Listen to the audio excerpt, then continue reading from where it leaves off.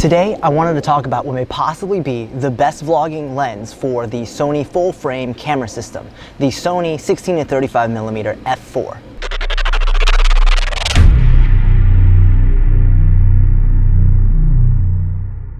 So what's a vlogging lens? I'm not talking about a lens that you use to shoot everything with when you're traveling or out and about, but I'm talking about a lens that you can use for selfie vlogging. Because when I was looking for a vlogging lens, when I first got into the Sony system, nobody showed a lens. I was like, what millimeter is good for selfie viewing? And I found that through trial and error and using different lenses, 16-35 is a very good range for it. Now, a very close runner-up lens is the 24-70.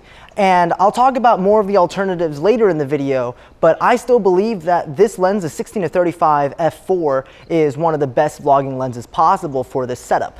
So why 16-35 millimeters? Very simple. 16 is super wide and 35 is narrow enough for most vlogging uses. At 16 millimeters, it's wide enough that you don't need a screen facing you to know that you're in frame and that that you framed yourself properly.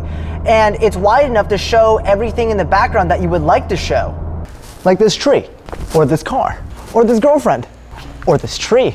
You get the point. And if you flip the camera around facing away from you and you're shooting on 35mm at the narrow end, you get more subject isolation if you want to show off, your food, your subject. Or annoy your girlfriend while she's trying to study. And even better, the A7 series cameras lets you switch it to Super 35 mode, which effectively turns this lens into a 50mm lens, to get even more zoom of your girlfriend trying to study.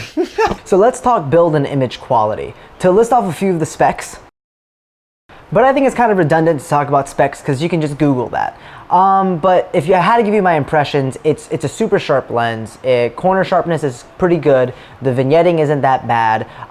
The build is pretty wonderful. It's like a full metal construction. It's lightweight, so it's great for vlogging. The size is okay. It's not large, but it's not small. It's dust and moisture resistant, but not weather resistant. So all in all, I'd say the build quality is exceptional. It's nothing crazy out of this world, but it's very, very good. Now, if you want a more in-depth examination of how the lens performs from a technical perspective about its image quality in terms of sharpness, corner sharpness, etc., compared to other lenses and stuff like that, check out this great video done by Tony and Chelsea Northrup on the 16-35 Sony lens versus a Canon variant. Link to that will be down in the description below. Check it out. For real-world photography, I haven't used this lens that much in terms of photography, so anecdotally speaking, I can't give you that many examples, but I would wager to say that it's great for dry landscapes, it's great for real estate interior shots, and for real-world videography, the part where I care about more, I use this thing solely for the purpose of vlogging and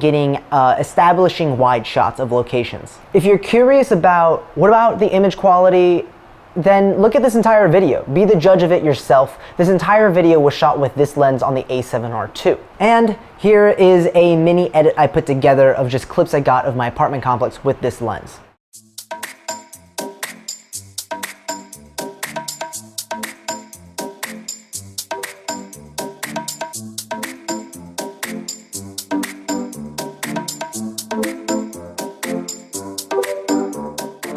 All right, so let's talk about the cons then. What are the cons? Well, it's a really pricey lens. It retails at $1,250, which is kind of a lot, especially for a vlogging lens. And personally for me, I had to get a lot of other lenses first. I had to get the 7200, the 24-70, the 85 1.4, because that's what my paid jobs demanded me to have for the things I needed to do. But I'm glad I have this now because now I can get the wide angle establishing shots, landscape-like shots. But another con, is that it's f4. So being f4, it's not going to be great for low light, and it's not going to be great for super shallow depth of field. But, in counter to that, the depth of field isn't that bad, especially if you're vlogging, you want to show what's behind you anyways, you're not trying to obliterate the background. But again, the fallback is that you're not going to have the best low light experience. So if you're vlogging a lot at night, this might not be the lens for you.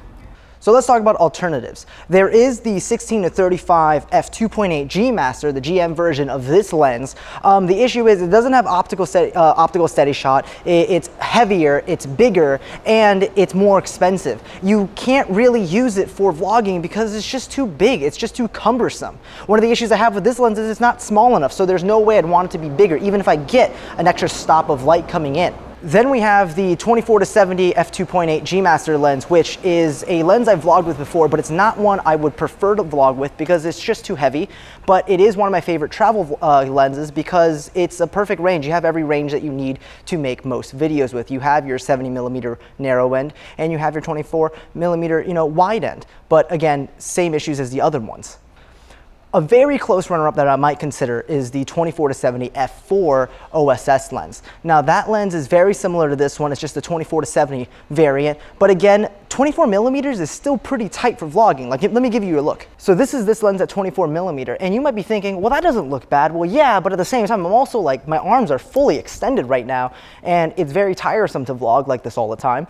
But again, that's why I'm saying that this is, the 24-70 could be a very good runner-up because this is still a good wideness for vlogging. So here are my final thoughts. If you're gonna get this lens, it's a pretty niche lens, understand that. If you're using it for vlogging, it's a very specific thing you're gonna be using it for. And that's a lot of money to drop on, but it performs when you need it to for that purpose. If you need a vlog and you want a lens for vlogging, this is a very good lens for it. And it will double up as your lens that you use for landscapes, astrophotography, and for interior real estate shots, stuff like that, establishing shots for your video. It's very specific, but if you're gonna put it to use, it's gonna create some amazing images. But yeah, I would love to know, what do you guys think about this lens? Is it something that you'd want to pick up? Why not? Let me know in the comment section down below. Is there a lens that you think is better for vlogging? As always, like this video if you liked it, subscribe, hit that bell icon to stay notified whenever I post a new video, and yeah, I will see you on the next video.